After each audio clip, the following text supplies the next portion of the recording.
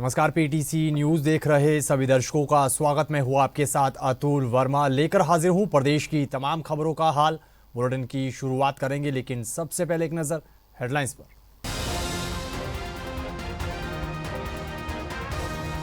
करनाल के इंद्री bus stand के पास दो गुटों में जमकर चले ईंट पत्थर। पुलिस की मौजूदगी में हुई घटना का वीडियो आया सामने। हरियाणा भाजपा अध्यक्ष मामले पर कैबिनेट मंत्री अनिल विज का बड़ा बयान। बोले, मामले की जांच पूरी होने तक बड़ोली को दे देना चाहिए अपने पद से त्यागपत्र। मुख्यमंत्री नायब सैनी ने पूर्व सीएम भूपेंद्र सिंह हुड्डा और कांग्रेस पर जमकर कसा तंज। प्रदेश में बढ़ते अपराध पर भी बोले, कहा पुलिस को दिया है फ्री हैंड। खनौरी बॉर्डर पर भूख हड़ताल पर बैठे किसान नेता जगजीत डल्लेवाल की सेहत बिगड़ने की आई खबर। बीती रात अचानक बिगड़ी तबीयत, उल्टियां हुई, किसानों की बड़ी चिंता। और हरियाणा में कल होने वाले सिख गुरुद्वारा कमेटी के चुनाव को लेकर प्रशासन की तैयारियां पूरी। कल सुबह 8 बजे से मतदान, शाम को आएंगे नतीजे।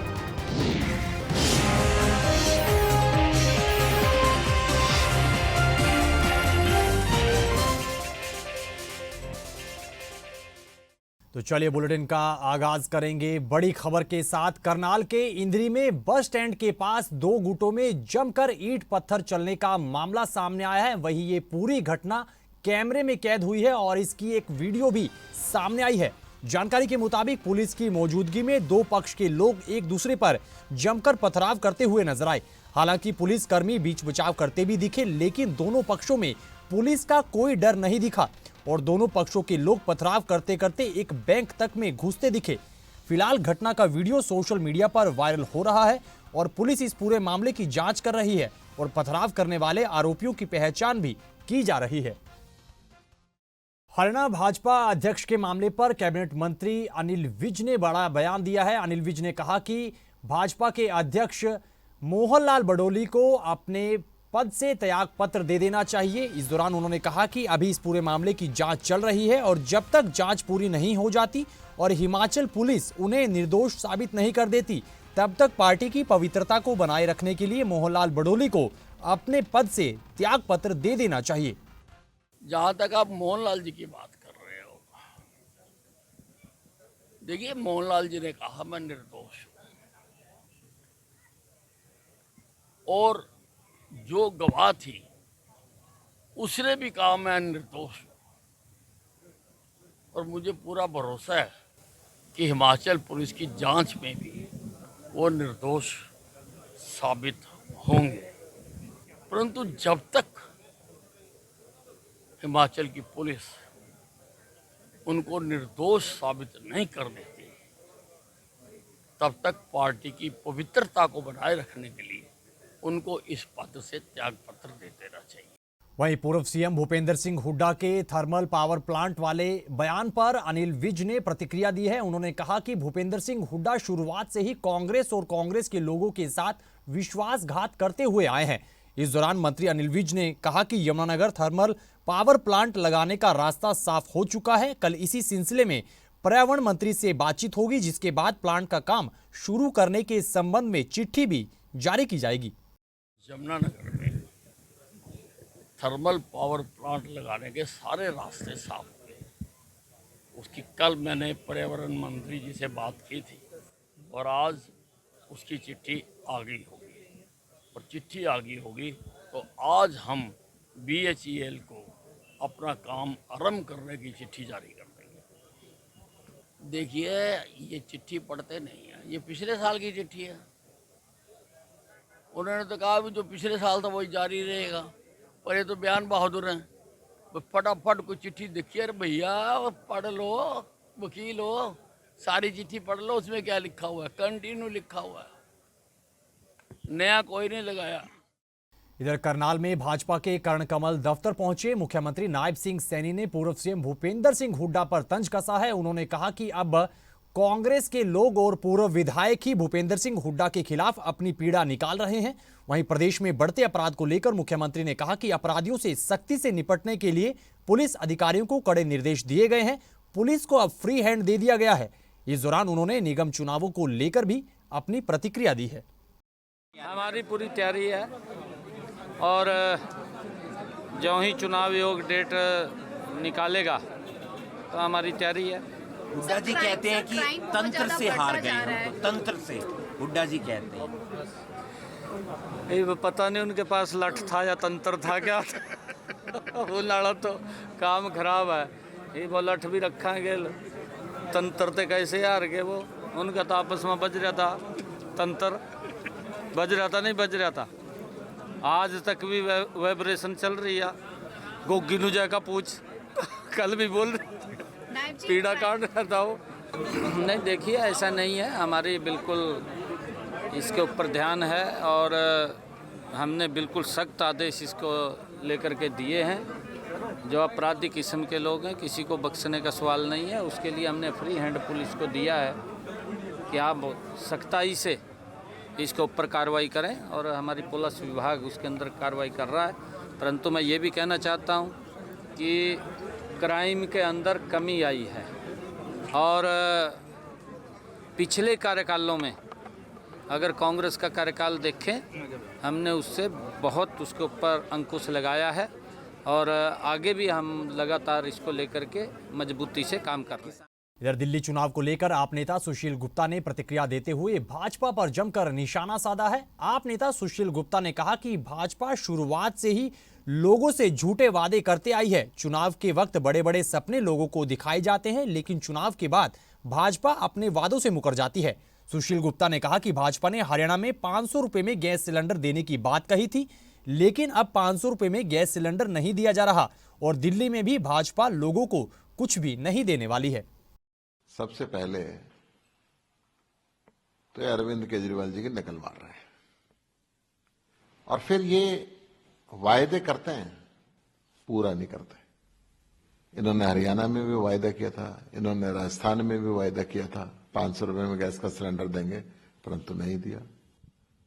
इन्होंने ये सारे वायदे अभी कुछ दिन पहले हरियाणा में चुनाव हुआ किए, परंतु आज तक किसी को कुछ दिया नहीं, केवल उसको चुनावी ढकोसला कह के दूर कर देते हैं।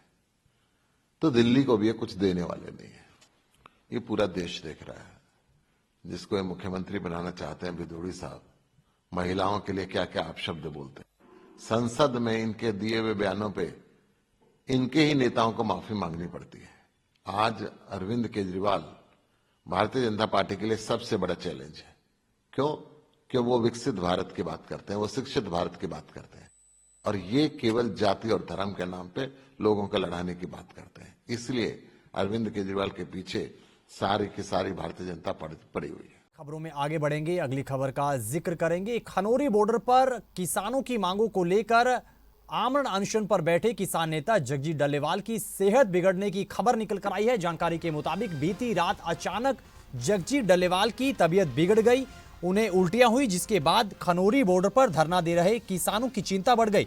इधर डल्लेवाल के समर्थन में बॉर्डर पर 111 किसानों की भूख हड़ताल भी जारी है। किसान नेता के मुताबिक मांग पूरी ना होने तक धरना और भूख हड़ताल जारी रहेगी।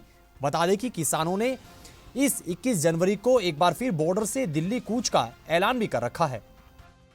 ਤੇ ਜਿਹੜੇ 111 ਯੋਧੇ ਨਵੇਂ ਜਗਜੀਤ ਸਿੰਘ ਡੱਲੇਵਾਲ ਨੇ ਉਹਨਾਂ ਦੇ ਮਰਮਤ ਨੂੰ ਅੱਜ ਚੌਥਾ ਦਿਨ ਹੈ ਤੇ ਆਪਾਂ ਦੇਖ ਰਹੇ ਹੁਣੇ ਤੁਹਾਨੂੰ ਜਿਹੜੀ ਪਹਿਲੀ ਵੀਡੀਓ 'ਚ ਦਿਖਾਇਆ ਗਿਆ ਹੈ ਵੀ ਕਿਵੇਂ ਮਾਲਸ਼ਾਂ ਜਿਹੜੇ ਵਲੰਟੀਅਰ ਇੱਕ ਦੂਜੀ ਦੀਆਂ ਕਰ ਰਹੇ ਨੇ, ਜਿਹੜੇ ਸਾਥੀ ਬੈਠੇ ਨੇ ਇਹਨਾਂ ਦੇ ਹੌਸਲੇ ਨੂੰ, ਇਹਨਾਂ ਦੇ ਸਿਦਕ ਨੂੰ ਸਿਰ ਝੁਕਦਾ ਹੈ ਵੀ ਇਹਨਾਂ ਨੇ ਆਪਣੇ ਪੂਰੇ ਦੇਸ਼ ਦੀ ਐਮਐਸਪੀ ਦੀ ਖਰੀਦ ਦੀ ਗਰੰਟੀ ਕਾਨੂੰਨ ਦੀ ਮੰਗ ਨੂੰ ਲੈ ਕੇ ਆਪਣੇ ਤੇ ਤਸੀਹੇ ਚੱਲ ਰਹੇ ਨੇ। ਕਹਿਣਾ ਬਹੁਤ ਸੌਖਾ ਹੈ ਮਰਨ ਵਰਤ ਜਾਂ ਅਨਾਜ ਨੂੰ ਛੱਡਣਾ, ਲੇਕਿਨ ਇਹ ਜਿਹੜੇ ਇਹਨਾਂ ਦੇ ਬੀਤ ਰਹੀ ਹੈ, ਇਹਨਾਂ ਦੇ ਚਿਹਰੇ ਨੇ ਅੱਜ ਜਿਹੜੇ ਆ ਤੁਸੀਂ ਦੇਖ ਸਕਦੇ ਹੋ ਗਦਗਦ ਕਰਦੇ ਚਿਹਰੇ ਸੀ ਤੇ ਅੱਜ ਕੀ ਹਾਲਾਤ ਹੈ। ਕਈਆਂ ਦਾ ਸਿਰ ਦਰਦ ਹੁੰਦਾ ਜਦੋਂ ਲੱਤਾਂ ਦੁਖਦੀਆਂ ਨੇ, ਇੱਕ ਦੂਜੇ ਦੀਆਂ ਲੱਤਾਂ ਮੰਡ ਕੇ, ਲੇਕਿਨ ਚੜ੍ਹਦੀ ਕਲਾ 'ਚ ਇੱਕ ਦੂਸਰੇ ਨੂੰ ਹੌਸਲਾ ਦੇ ਕੇ ਚੱਲ ਰਹੇ ਨੇ।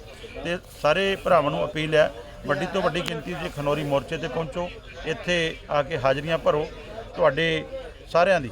ਤੇ ਕਿਉਂਕਿ ਸਰਕਾਰ ਗੂੰਗੀ ਬਹਿਰੀ ਹੋ ਚੁੱਕੀ ਹੈ, ਸਰਕਾਰ ਘਮੰਡ 'ਚ ਡੁੱਬੀ ਹੋਈ ਹੈ ਤੇ ਇੱਥੇ ਆ ਕੇ ਕਿਉਂਕਿ ਰਾਤ ਸਰਦਾਰ ਜਗਜੀਤ ਸਿੰਘ ਡੱਲੇਵਾਲ ਦੀ ਸਿਹਤ 2 ਵਜੇ ਦੇ ਕਰੀਬ ਖਰਾਬ ਹੋ ਗਈ ਸੀ, ਉਲਟੀਆਂ ਆਈਆਂ, ਉਹ ਵੀ ਤੁਸੀਂ ਜਿਹੜੀ ਵੀਡੀਓ ਰਾਹੀਂ ਦੇਖਿਆ ਹੋਊਗਾ। ਤੇ ਪਾਣੀ ਕੱਲ ਦਾ ਨਹੀਂ ਜਾ ਰਿਹਾ, ਉਹਨਾਂ ਦੇ ਹਾਲਾਤ ਨਾਜ਼ੁਕ ਨੇ।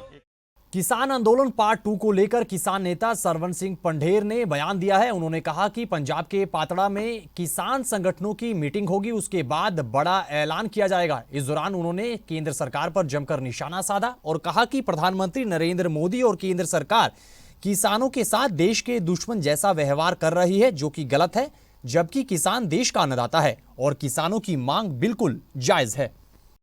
आज जॉइंट मीटिंग के बाद बड़े ऐलान होंगे। डल्लेवाल जी का अमर अनशन 54वें दिन में जा चुका है। जैसा हम सुन रहे हैं, इस्राइल हमास के बीच सीज फायर होने जा रहा है। मुझे लगता है जो भी मानव अधिकारों को प्यार करते हैं उनके लिए सुखद खबर है। और जो हमने 21 जनवरी को दिल्ली कूच 101 किसानों को करने का निर्णय लिया है, मोदी सरकार से भी पूरे देश के किसान मजदूर सुखद न्यूज सुनना चाहते हैं। वो भी कहें रास्ते खुल रहे हैं, आइए, आप हमारे देश के नागरिक हैं। हर देश की राजधानी आपके लिए पीसफुली लोकतांत्रिक तरीके से आंदोलन करने का आपको भी हक है। हम चाहते हैं मोदी सरकार हमारे साथ दुश्मन देश के नागरिक जैसा ट्रीटमेंट ना करे। और अब बात HSGPC चुनाव को लेकर करेंगे। हरियाणा में कल सिख गुरुद्वारा कमेटी के चुनाव होने जा रहे हैं, जिसको लेकर जिला प्रशासन ने तमाम तैयारियां मुकम्मल कर ली हैं। कुरुक्षेत्र की बात करें तो कुरुक्षेत्र में सबसे ज्यादा 5 सीटों पर मतदान होगा। करीब 47,000 के करीब मतदाता अपने मत का इस्तेमाल करेंगे। वहीं कुरुक्षेत्र से हमारे PTC संवाददाता अशोक यादव ने तमाम तैयारियों को लेकर जायजा लिया है, देखिएगा।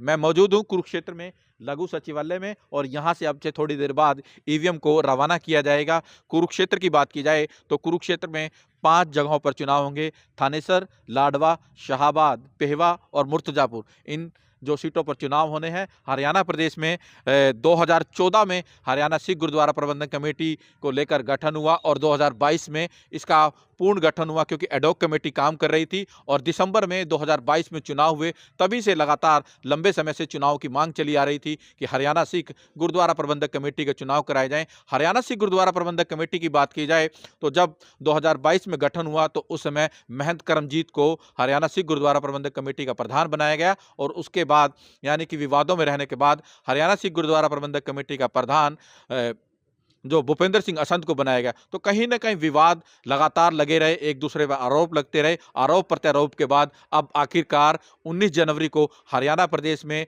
3.5 लाख जो हरियाणा के सिख मतदाता हैं वो फैसला करेंगे कि हरियाणा सिख गुरुद्वारा प्रबंधक कमेटी का चुनाव करवाकर हरियाणा सिख गुरुद्वारा प्रबंधक कमेटी का प्रधान कौन बनता है। 9 जो यानी कि 40 और टोटल 9 जो मेंबर होंगे वो सरकार द्वारा नॉमिनेट होंगे। टोटल 49 मेंबर होंगे इसके अंदर। तो कहीं ना कहीं हरियाणा सरकार के जो 9 नॉमिनेट मेंबर होंगे वो भी बड़ा किस्मत दांव पर फैसला रहेगा कि हरियाणा सरकार की जो हरियाणा सिख गुरुद्वारा प्रबंधक कमेटी है उसका नया प्रधान कौन बनता है। गुरुद्वारों की देखरेख और गुरुद्वारों के जो तमाम सेवा घर हैं, हरियाणा के गुरुद्वारों की बात की जाए तो हरियाणा के बड़े ऐतिहासिक गुरुद्वारे हैं और कहीं ना कहीं गुरुद्वारों के अंदर लाखों रुपए का चढ़ावा आता है। सिख के साथ साथ तमाम जो धार्मिक लोग हैं वो माथा टेकते हैं। तो कहीं ना कहीं आरोप प्रत्यारोप का दौर भी लगा रहा और अब आखिरकार 19 जनवरी को हरियाणा प्रदेश में हरियाणा सिख गुरुद्वारा प्रबंधक कमेटी के चुनाव हो रहे हैं और ये ताज और सत्ता का फैसला किसके हाथ आएगा, कौन बनेगा हरियाणा सिख गुरुद्वारा प्रबंधक कमेटी का नया प्रधान,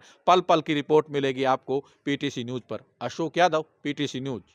तो हरियाणा में कल पहली बार होने जा रहे सिख गुरुद्वारा कमेटी के चुनाव को लेकर प्रशासन ने तमाम तैयारियां मुकम्मल कर ली हैं। 2 तस्वीरें हम आपको दिखा रहे हैं। करनाल और जींद की ये तस्वीर है जहां पर EVM मशीनों को बूथों पर भेजा जा चुका है। करनाल की बात करें तो करनाल में जिला प्रशासन के अधिकारियों की तरफ से बड़े दावे किए जा रहे हैं। निष्पक्ष चुनाव की बात कही जा रही है। हरियाणा में पहली बार कल सिख गुरुद्वारा प्रबंधन कमेटी के चुनाव होने जा रहे हैं। कल सुबह से मतदान शुरू होगा और शाम को मतदान प्रक्रिया के बाद पोलिंग बूथ पर ही चुनाव के नतीजे आएंगे। करनाल और जींद के प्रशासनिक अधिकारियों के मुताबिक चुनाव को लेकर तमाम तैयारियां पूरी हैं। EVM मशीनें पोलिंग बूथ पर भेजी जा चुकी हैं। गुरुद्वारा प्रबंधक कमेटी के जो कल चुनाव होने हैं उसमें वार्ड नंबर 17 जिसमें निसिंग और करनाल शहर का कुछ हिस्सा आता है, उसके लिए हमारी तैयारियां पूरी कर ली गई हैं। टोटल 15 बूथ हैं इसमें जो विभिन्न गांवों में और करनाल शहर में 6 बूथ हैं और आज हमने पार्टीज को सामान देके उनको रवाना कर दिया है। पार्टियां अपनी बूथों पर पहुंच जाएंगी और कल जो नियमानुसार चुनाव प्रक्रिया पूर्ण करवाई जाएगी। खबरों में आगे बढ़ेंगे, अगली खबर का जिक्र करेंगे। हरियाणा महिला आयोग की चेयरपर्सन रेणु भाटिया ने फरीदाबाद के सिविल अस्पताल का दौरा किया है। इस दौरान उन्होंने तमाम व्यवस्थाओं का जायजा लिया और दुष्कर्म पीड़िता और उनके परिवार से मुलाकात की है, पूरी बातचीत की है। वहीं उन्होंने हरियाणा भाजपा अध्यक्ष के मामले पर भी प्रतिक्रिया दी और कहा कि आखिर 2 साल बाद किसके प्रभाव के चलते ये मामला बाहर आया, जबकि पीड़िता की सहेली ये खुलासा कर चुकी है कि ऐसा कुछ भी नहीं हुआ था। एक अनहोनी घटना घटी थी एक बच्ची के साथ 3-4 दिन पूर्व, जिसके जो दुष्कर्म का मामला सामने आया और आरोपियों को पकड़ा भी गया, लेकिन मेरा फर्ज बनता था उस बच्ची से मुलाकात करना, उसके पेरेंट्स से मिलना, जो कि मैंने अभी किया। और जितना मैक्सिमम सपोर्ट महिला आयोग की तरफ से, सरकार की तरफ से हो पाएगा, वो हम उस बच्ची का करेंगे। तो इस खबर के साथ फिलहाल इस बुलेटिन में इतना ही, लेकिन पीटीसी न्यूज पर खबरों का सिलसिला बदस्तूर जारी है। आप बने रहिए पीटीसी न्यूज के साथ। फिलहाल के लिए दीजिए इजाजत। नमस्कार।